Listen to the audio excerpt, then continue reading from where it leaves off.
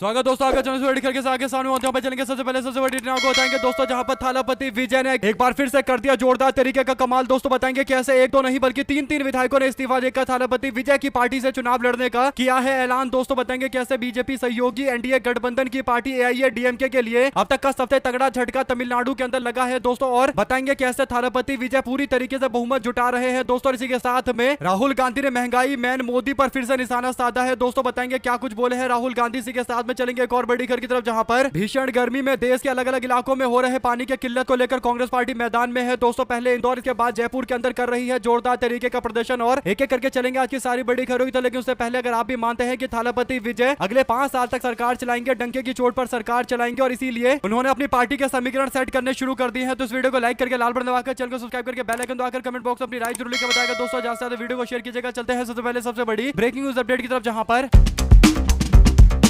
थालापति विजय की पार्टी के पास 108 विधायकों का समर्थन था दोस्तों, जो बाद में कम होकर 107 हो जाता है, क्योंकि थालापति विजय 2 सीटों से चुनाव जीते थे और तिरुचि ईस्ट के सीट से उन्होंने इस्तीफा देकर यहां से उपचुनाव लड़ने का फैसला लिया दोस्तों। यानी पार्टी के किसी व्यक्ति को उम्मीदवार बनाकर मैदान में उतारने का फैसला लिया। ऐसे में एआईएडीएमके पार्टी जो थालापति विजय के साथ में आकर खड़ी हो गई थी दोस्तों, यानी जब बहुमत साबित करने का टाइम आया था तो एआईएडीएमके पार्टी का जो एक ग्रुप था दोस्तों, शनमुगन का ग्रुप, उसने अपने 25 विधायकों के साथ में एआईएडीएमके से अलग यानी ईपीएस पलानीस्वामी से अलग होकर थालापति विजय का समर्थन करने का ऐलान किया था दोस्तों। जिसके बाद थालापति विजय का आंकड़ा यानी उनके बहुमत का आंकड़ा जो 118 चाहिए था दोस्तों, वो बढ़कर 138 तक पहुंच गया। जिसके बाद ये माना गया कि थालापति विजय की सरकार अगले 6 महीने तक तो आराम से चलेगी। लेकिन सवाल सबसे बड़ा यह है कि थालापति विजय 5 साल सरकार चला पाएंगे या नहीं चला पाएंगे दोस्तों। इन सारे सवालों का जवाब मिलना शुरू हो गया है। जो अपडेट आ रही है वो ये कि थालापति विजय को समर्थन करने वाले शनमुगन ग्रुप के 1 2 नहीं बल्कि 3 बागी विधायकों ने अपनी पार्टी से इस्तीफा दे दिया है। विधायकी से इस्तीफा देकर दोबारा चुनाव लड़ने का फैसला लिया है दोस्तों। और टीवी के पार्टी यानी थालापति विजय की पार्टी में शामिल हो गए हैं। इसमें के मरगथम के साथ साथ डी जय कुमार और वी सत्यभामा का नाम है। ये तीनों के तीनों विधायकों ने तमिलनाडु के स्पीकर अध्यक्ष के पास से जाकर अपना इस्तीफा सौंपते हुए कहा कि वो एआईएडीएमके पार्टी से इस्तीफा देते हैं और चुनावी मैदान में उतरना चाहते हैं, यानी उपचुनाव लड़ना चाहते हैं। ऐसे में दोस्तों तिरुचिपल्ली के पूर्व की जो सीट है जिस पर थालापति विजय जीते थे, उस सीट को भी खाली कर दिया गया है। तो टोटल 4 सीटें हो गई है जहां पर उपचुनाव होगा और चारों की चारों सीटों पर थालापति विजय अपने उम्मीदवार मैदान में उतारेंगे दोस्तों। इसका सीधा मतलब यह है कि थालापति विजय का जो आंकड़ा अभी कांग्रेस पार्टी के साथ गठबंधन करके 112 तक पहुंच रहा है दोस्तों। 4 और विधायकों के जीतने के बाद 116 तक आंकड़ा पहुंच जाएगा और 118 की जरूरत है बहुमत के लिए। और टीवी के पार्टी को वीसी के पार्टी का समर्थन मिला हुआ है दोस्तों, जिनके पास 2 विधायक है। तो ऐसे में आने वाले दिनों के अंदर कुछ एक दिनों में और देखेंगे आप कि एआईएडीएमके के कई सारे नेता अपने पोस्ट से इस्तीफा देंगे दोस्तों, खासकर विधायकी के पोस्ट से इस्तीफा देकर थालापति विजय के टिकट पर चुनाव लड़ेंगे दोस्तों। क्योंकि सबको पता है कि थालापति विजय के नाम पर किसी भी सीट पर चुनाव जीत जाएंगे और थालापति विजय के नाम पर चुनाव जीतकर उनकी पार्टी का विधायक बनने के 2 बड़े फायदे होंगे। पहला ये कि वो आधिकारिक तौर पर थालापति विजय से जुड़ जाएंगे और थालापति विजय एक ऐसा चेहरा है जो जिसके ऊपर हाथ रखेंगे वो चुनाव जीत जाएगा। और तमिलनाडु के अंदर सबको पता है कि अगर वो इस्तीफा देकर विधायकी छोड़कर भी चुनावी मैदान में उतरते हैं तो जीत की गारंटी है, और इसीलिए थालापति विजय के साथ दिखाई देना चाहते हैं दोस्तों। और इन विधायकों के जीतने के बाद थालापति विजय का खुद का आंकड़ा बहुमत के आसपास पहुंच जाएगा दोस्तों। नहीं भी पहुंचेगा तो कांग्रेस पार्टी 5 विधायकों के साथ खड़ी है तो आराम से सरकार चलेगी। ऐसे में जो अन्य पार्टी के लोग हैं उस पर निर्भरता कम हो जाएगी। और एक दिन पहले डीएमके के नेता एमके स्टालिन ने कहा था कि विजय की सरकार मेरे कृपा पर चल रही है, अगर मैं चाहूंगा तो सरकार गिर जाएगी। इसीलिए थालापति विजय अपनी पार्टी और गठबंधन सरकार को मजबूत करने के लिए पूरी रणनीति का काम कर रहे हैं दोस्तों। और थालापति विजय पहली बार इस तरीके की राजनीति कर रहे हैं। तो ये जितने भी काम थालापति की विजय की पार्टी में हो रहा है और रणनीति बनाया जा रहा है, कहा जा सकता है कि ये सारा का सारा प्लान कांग्रेस पार्टी कर रही है ताकि 5 साल तक सरकार चलता रहे। और ये फायदा हुआ थालापति विजय का कांग्रेस के साथ गठबंधन करने का। आप लोग अपनी राय जरूर लेकर बताएगा। ज्यादा से ज्यादा वीडियो को शेयर कीजिएगा। साथ साथ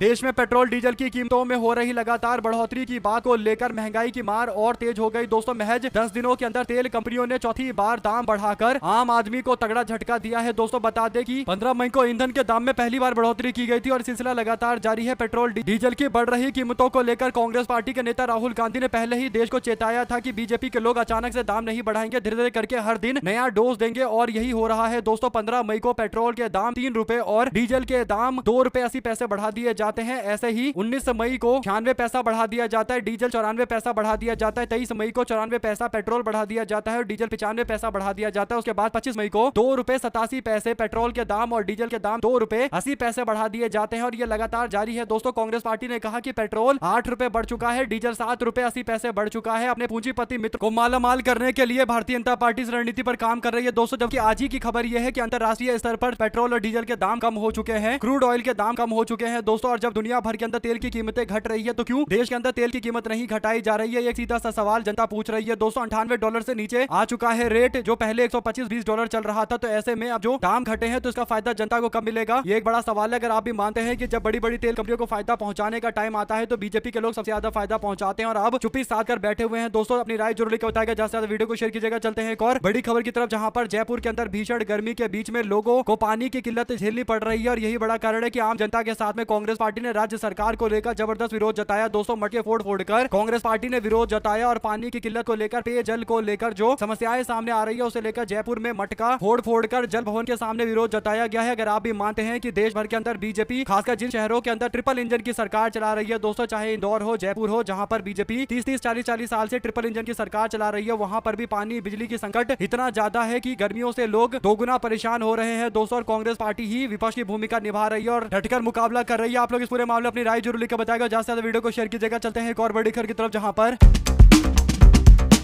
असम कांग्रेस के पर्यवेक्षक भूपेश बघेल ने कांग्रेस पार्टी विधायक दल की बैठक की। दोस्तों और बैठक में यह प्रस्ताव पारित किया गया जिसमें कहा गया है कि हमारे सभी असम कांग्रेस के विधायकों को AICC पर हम पूरा विश्वास करते हैं, हम उनके द्वारा निर्धारित सिद्धांतों का पालन करेंगे और भूपेश बघेल प्रत्येक विधायक की व्यक्तिगत रूप से राय ले रहे हैं और वे केंद्रीय नेतृत्व को एक रिपोर्ट सौंपेंगे, यानी असम के अंदर कौन पार्टी का नेता अगला बनाया जाएगा। दोस्तों किसके नेतृत्व में पार्टी गठबंधन आगे बढ़ेगा, यह फैसला लिया जाएगा। कुल मिलाकर नेता विपक्ष तय करने के लिए फैसला हो रहा है, लेकिन सवाल यह है कि कांग्रेस पार्टी असम के अंदर जो चुनाव लड़ी और बुरी तरीके से हार का सामना करना पड़ा, दोस्तों जिम्मेदारी तय करते हुए किन किन नेताओं पर कड़ी कार्रवाई की जाएगी, इसका इंतजार सबको रहेगा। ऐसे में अगर आप भी मानते हैं कि असम के अंदर कांग्रेस पार्टी को एक नई रणनीति के साथ मैदान में कूदना पड़ेगा दोस्तों, क्योंकि असम के अंदर भारतीय जनता पार्टी के नेता हिमंता बिस्वा शर्मा जिस तरीके की राजनीति करते हैं, पूरी तरीके से सांप्रदायिक माहौल बन जाता है। दोस्तों एक तरफा वोट इधर से उधर शिफ्ट हो जाता है, यानी हिंदू और मुस्लिम वोट पोलराइज हो जाते हैं, जिस कारण से ध्रुवीकरण के कारण बीजेपी को फायदा मिल जाता है। दोस्तों तो कांग्रेस पार्टी की इस बार असम के अंदर रणनीति नहीं चली, इस बात को मानना पड़ेगा और पार्टी को नई रणनीति के साथ में मैदान में कूदना पड़ेगा और नए समीकरण ऐसे बनाने पड़ेंगे कि मुस्लिम समाज और हिंदू समाज के बीच में जो ध्रुवीकरण होता है वो ना हो, बल्कि हिंदू समाज के जो बड़ी संख्या में एसटी आबादी है वो आकर जुड़ जाए कांग्रेस पार्टी से और कांग्रेस पार्टी सरकार बनाए। आने वाले दिनों के अंदर देखते हैं असम को लेकर भारतीय जनता पार्टी और कांग्रेस पार्टी किन किन रणनीति पर आगे बढ़ेगी दोस्तों, क्योंकि बीजेपी तो पिछली बार इसी बार चुनाव जीती है, तो भाजपा तो अपनी रणनीति में बदलाव नहीं करेगी, लेकिन कांग्रेस पार्टी को अपनी रणनीति में बड़ा बदलाव करना पड़ेगा। आप लोगों की जो भी राय है लिखकर जरूर बताएगा। साथ साथ सुप्रीम कोर्ट के अंदर एक मामला पहुंचता है सुनवाई के लिए दोस्तों, जो अपडेट है वो ये की सोमवार को केंद्रीय जांच ब्यूरो यानी सीबीआई के द्वारा कांग्रेस जनता पार्टी से जुड़े व्यक्तियों के खिलाफ सीबीआई जांच कराने की मांग को लेकर सुप्रीम कोर्ट के अंदर याचिका दाखिल की गई। दोस्तों कांग्रेस जनता पार्टी एक व्यंग्यात्मक सोशल मीडिया आंदोलन है, जहां पर भारत के मुख्य न्यायाधीश chief justice of India Suryakant की हालिया कॉकरोच वाली टिप्पणी को लेकर एक आंदोलन उपजा था दोस्तों। और जब याचिकाकर्ता की ओर से पेश हुए अधिवक्ता NK गोस्वामी ने कहा कि पार्टी यानी कॉकरोच पार्टी न्यायपालिका की छवि को धूमिल कर रही है, तो मुख्य न्यायाधीश सूर्यकांत और न्यायमूर्ति जयमाल्य बागची और VM पंचोली ने पीठ ने कहा कि इसमें भावुक होने की कोई जरूरत नहीं है, इससे इतनी भावुकता से मत लो। एक अन्य वकील ने कहा कि याचिकाकर्ता फर्जी वकील डिग्रियों के मामले में सीबीआई जांच की मांग कर रहे हैं और साथ ही यह भी कहा कि अदालत में होने वाली बातचीत का इस्तेमाल व्यवसायिक उद्देश्यों के लिए नहीं किया जा सकता, उद्देश्यों के लिए नहीं किया जा सकता। इस पर भी कोर्ट ने कोई खास प्रतिक्रिया नहीं दी दोस्तों। कोर्ट ने कहा कि अभी ऐसी कोई गंभीर आपात स्थिति नहीं आई है, देखते हैं आगे क्या होता है। कुल मिलाकर दोस्तों कोर्ट अभी कोई ऐसा एक्शन लेने को तैयार नहीं है, क्योंकि कोर्ट को भी पता है कि जनता के अंदर उनके टिप्पणी को लेकर, खासकर Suryakant justice chief justice of India के बयान को लेकर एक बड़ी नाराजगी है दोस्तों। अभी अगर कोई याचिका पर सुनवाई होगी तो कहीं ना कहीं गंभीर मामला प्रकट होगा और इसीलिए सुप्रीम कोर्ट भी इस मामले से बचकर चल रहा है। और वैसे भी दोस्तों आम जनता के अंदर खासकर जो कॉकरोच वाला मामला है, यानी आम जनता को खासकर जो युवा है, जो बेरोजगार है दोस्तों, उनको लेकर जिन शब्दों का इस्तेमाल किया गया चीफ जस्टिस के द्वारा, हालांकि बाद में वो कह रहे थे कि मैंने ऐसा कुछ बोला नहीं, मेरे बयान को गलत तरीके से लिया गया। हालांकि जो बयान वो दे चुके हैं लोगों ने सुना है, तो उसका मतलब वही निकलता है जो जनता ने समझाया। और इसके बाद ही कॉकरोच आंदोलन इतना बड़ा हुआ दोस्तों और चीफ जस्टिस ऑफ इंडिया के पास ये मामला ले जाया गया। और वैसे भी जब ये चीफ जस्टिस ऑफ इंडिया से जुड़ा हुआ मामला है तो वो खुद तो तय नहीं कर सकते कि इस मामले पर सीबीआई जांच होगी या क्या होगी, को करने के लिए नए जज नियुक्त करने पड़ेंगे। आप लोग की क्या राय है लिखकर जरूर बताएगा। ज्यादा से वीडियो को शेयर कीजिएगा, हमारे साथ लगातार जुड़े रहने के लिए दोस्तों भाइयों बहनों मित्रों का बहुत बहुत धन्यवाद। आप लोग देख रहे थे आपका चैनल जय हिंद जय भारत। बहुत बहुत